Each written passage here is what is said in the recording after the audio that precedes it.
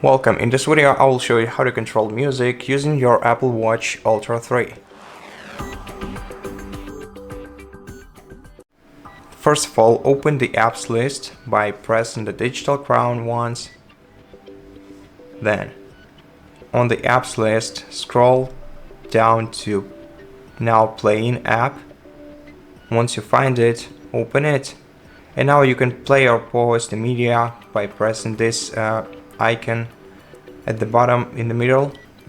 You can press the icon on the right side to move forward to the next media, or move to the previous one by pressing this icon on the left side.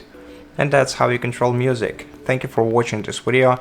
If you liked it, consider subscribing to our channel, leave us a like in the comment below, and I'll see you in the next one.